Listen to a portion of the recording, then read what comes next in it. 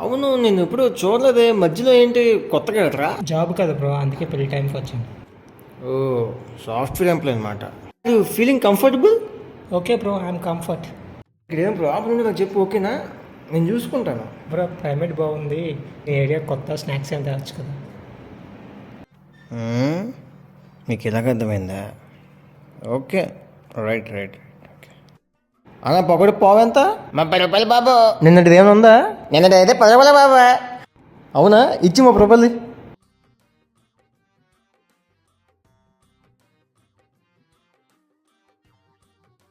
విసిరినదా